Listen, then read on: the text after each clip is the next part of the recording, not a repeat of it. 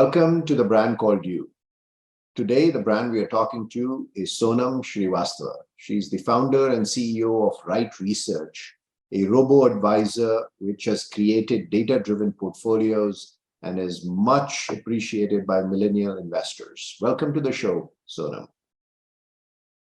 Thank you, Sandeep. Thank you for having me here.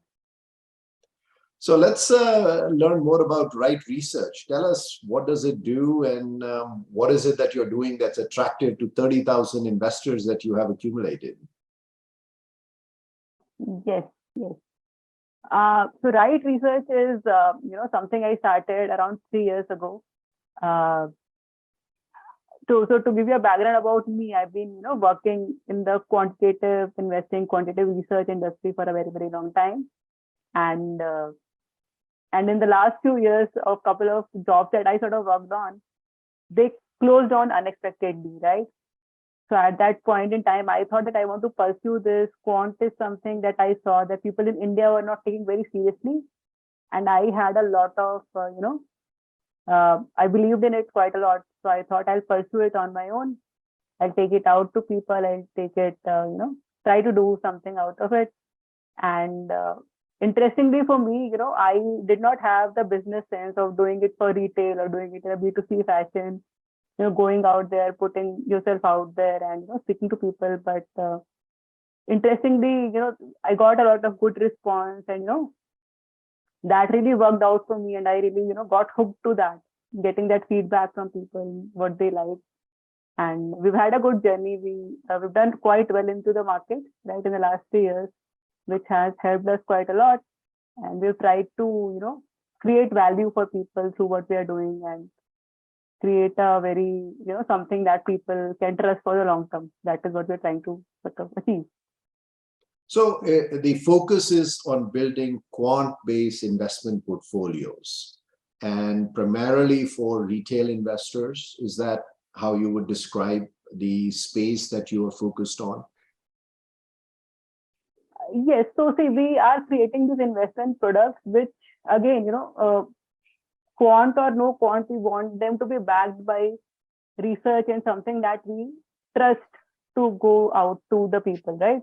Something that I can be sure of. So the method could be quantitative or fundamental research or your view-based, but the idea is something that you believe in and invest. So it's a general investment advisory firm then.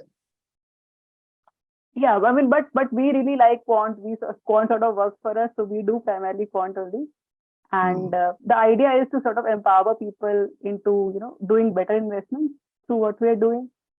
And we don't just do retail. We have been trying to do institutional for some time, and we might try to do that more going forward in the future. Okay.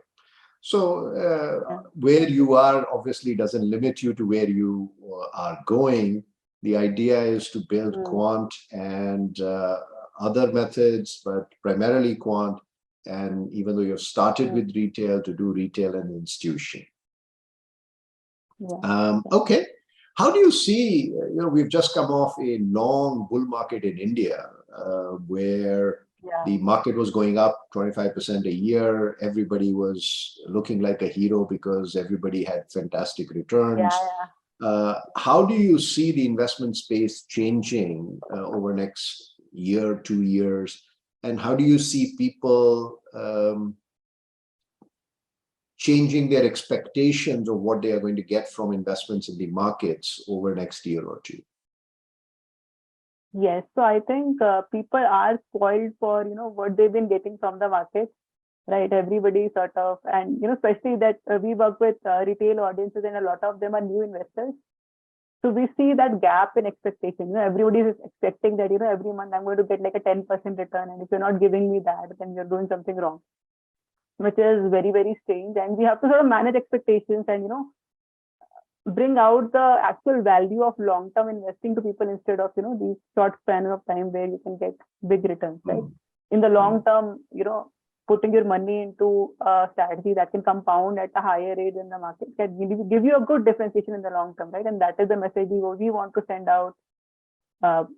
Obviously, for our approach, right, the approach that I follow, right, we have been doing a lot of momentum, taking advantage of the trend for the last couple of years, because that has worked, right? But the core of our approach has always been like a multi-factor approach. We want to explore different factors in the market, explore a number of sources of alpha, sources of exceptional returns, and tactically allocate to them. So I'm excited about whatever market sort of comes, because for me as a researcher, I get to explore more and find out what works.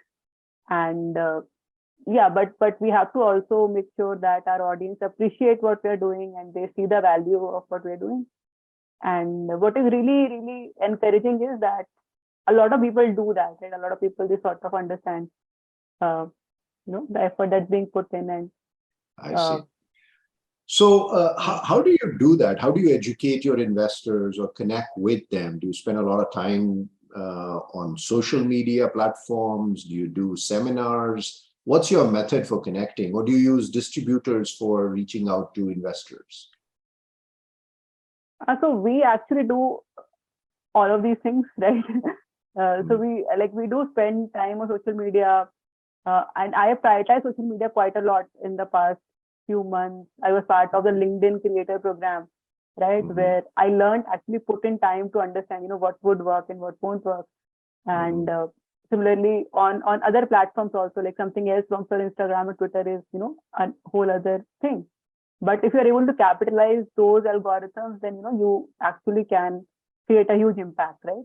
So that is a thought process that we have. And social media is one aspect of it. Apart from it, we do have a lot of distribution tie-ups. We talk to brokers. Small case is a huge help for us in the distribution cycle. We try to talk to the media, and my team, the whole idea behind communicating with anybody using technology or through direct contact is that we want to put our best foot forward. Anybody who comes in, we want to treat them in the best possible way and sort of empower them. And yeah, that's what we've been trying to do, and we see a good response when you try to do that to people, right? I see. And the spectrum today, I don't know if you have any profile of the investors who work with you. Would you say they are mostly millennials, young people, less than 30 to 40, 50 plus? What age group kind of buys into or invests through these quant methods, through these online platforms? Who are the people who get attracted to that? Yeah, so we actually, we are in the process of sort of redesigning our brand identity and all that with Wright Research. So we actually did like a user survey, and we did a lot of exploratory research.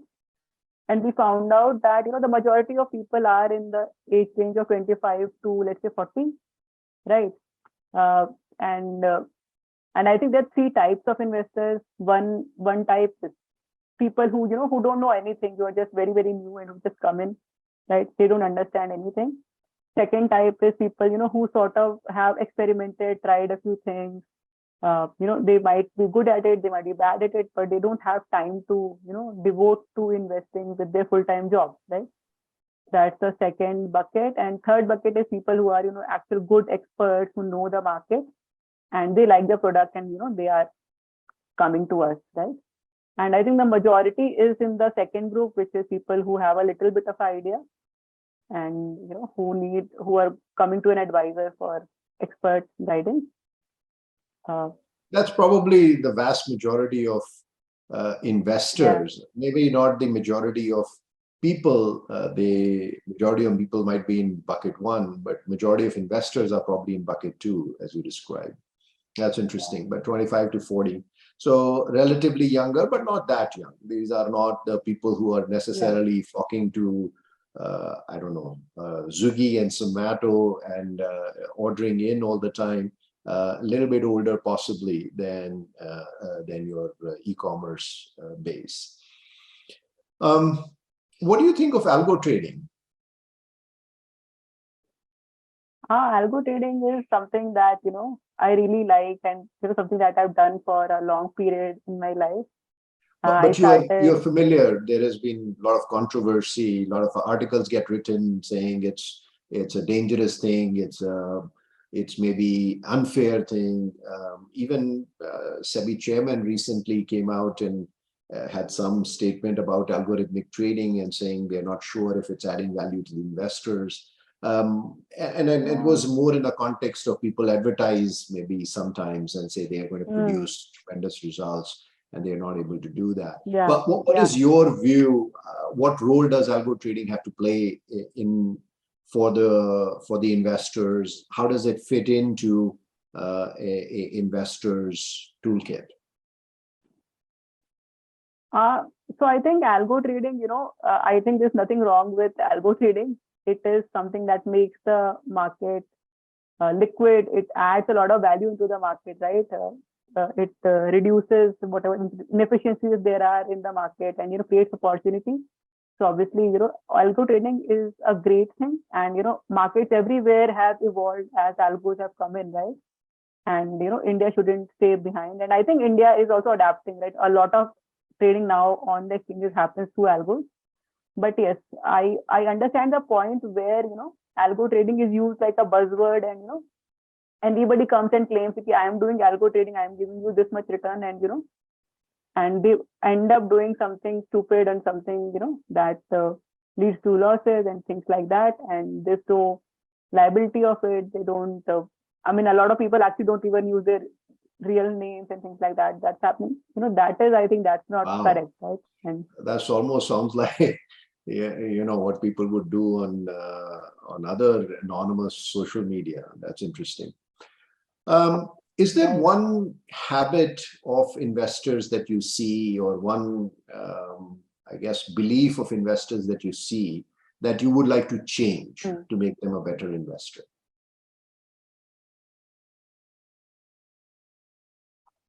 So I would, I mean, given the time that we are in, right, I really appreciate when people have a long-term sort of belief in the market, right? When they understand that, any volatility, any amount of fear and any amount of greed is just part of the process. It's always been there, right? But if you look at the market in the long term, that is when it will give you a good return. So instead of, panicking about any short-term events, you should think about it in the long term. And like we talk about factors, right? We talk about we explain what to expect, right? And if you are able to understand what what you are investing into, and you see that happen, then I don't when we see that there's a short-term correction in any particular strategy, then I'm able to say, okay, this happened, but we are reallocated, and it is expected to go here. Like once the market recovers, this will recover fast, or this will happen. So we are able to understand it, and if you sort of believe the power of long-term investing, I think that is when it gives you the real returns. Short-term experimentations and all that. So don't be short-sighted. That's your one change that you'd like to see. Okay, very interesting. Well, we're going to move to your personal journey now. Tell us, where were you born? What was your childhood like? And what kind of influences did you have that have shaped you into a fintech founder and CEO that you have become? Yes, so I have grown up in Uttar Pradesh in India all my life. I was born here, and I did a majority of my studies. No, not at Old Lucknow. I studied in Varanasi. I did majority of my studies. My father is actually a electrical engineer in the UP Power Corporation. So he has had a transferable job all over the state, right? So just stayed at a bunch of places in Uttar Pradesh. And I mean, I have always been like that math nerd who loved doing math, and I always wanted to be like my father and become an electrical engineer, and that didn't happen. Once I went into college, I did exploration. I got into chemical engineering, and I found out that I didn't like that.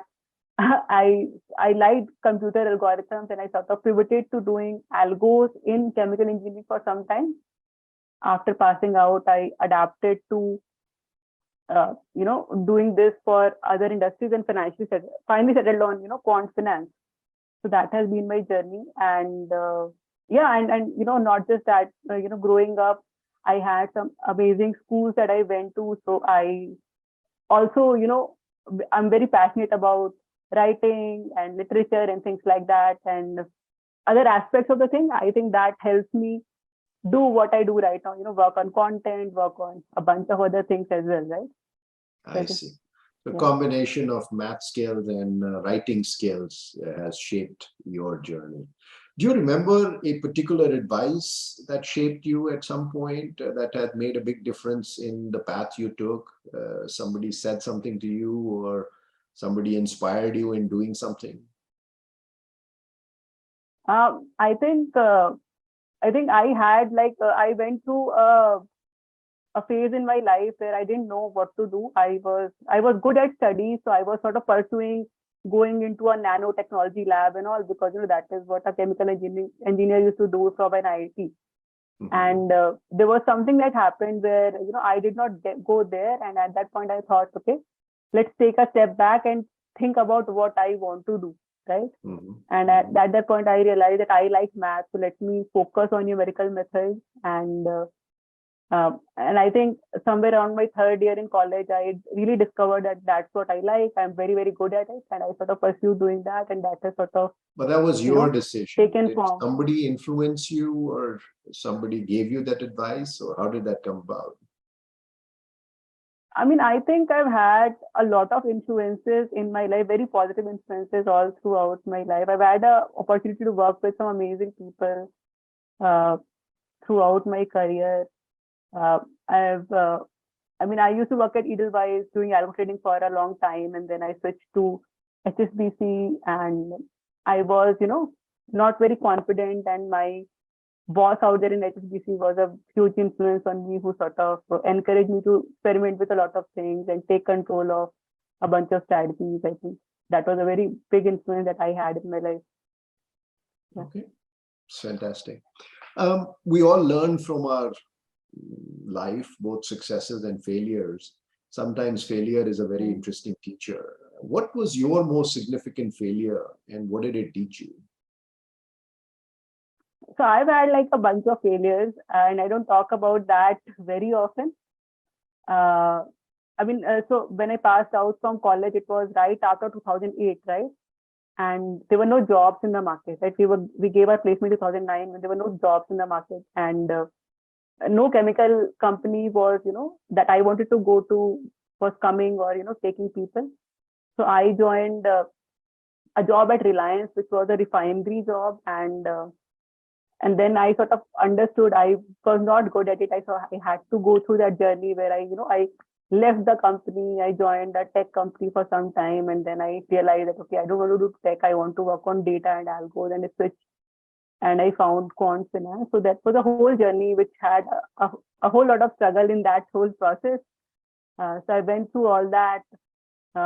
Even recently, when I was at HSBC, we were doing a lot of interesting work, and then something changed in the management, and my team itself was shut down, right? And that was one fine day where we were working, and the next day, the team does not exist. So which was fantastic. And then I joined Qplum, where again, word for you. Sometimes it happens. Yeah. So things like that have happened, but you have to learn to recover from that. And yeah, so you build some ability to roll with the punches. That's good.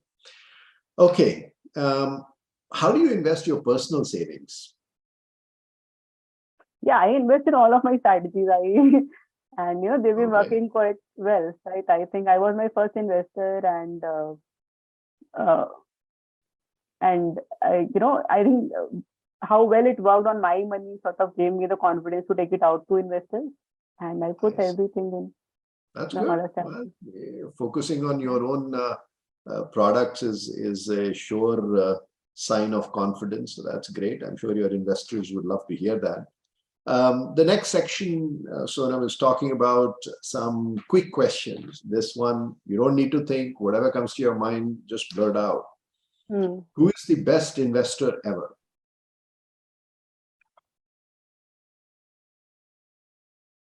I think the AQR founder, Clifford Asmus, I really aspire to what he's done. Okay. Who is your role model that you would like to build your business or your life around? My role model.